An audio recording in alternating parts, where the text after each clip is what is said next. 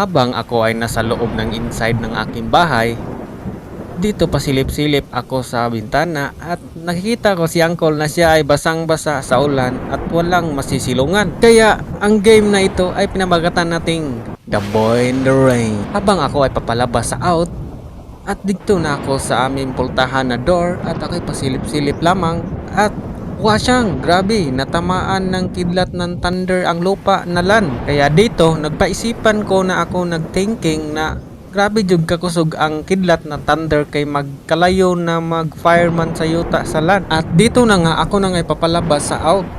At ako'y naglalakad, nag-walking-walking dito sa aming village, sa aming barangay.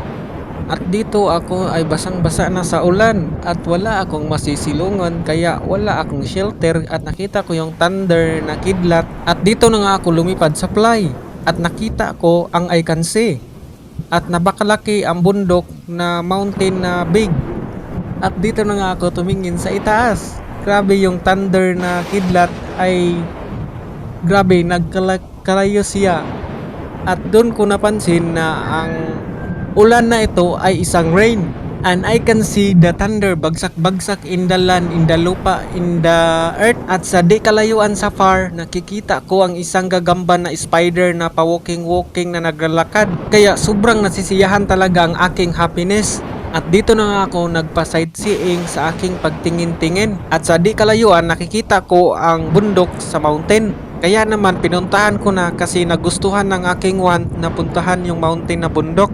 At dito na nga ako nahulog sa fall at hindi makahinga ang aking I can't breathe. Dito na nga ako palakad-lakad sa aking walking at nakita ko naman ang thunder na kidlat kaya agad akong pumunta sa thunder na kidlat at nakita ko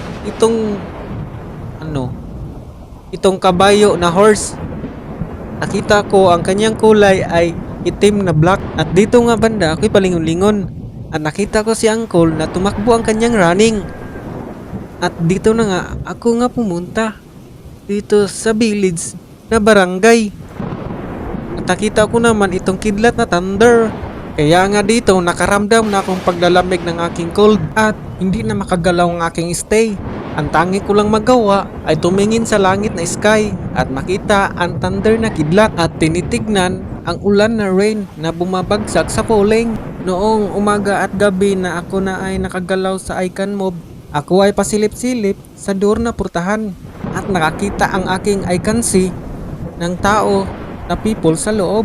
At dito nga banda, basang-basa na ang aking weight at hindi ko alam ng aking I don't know.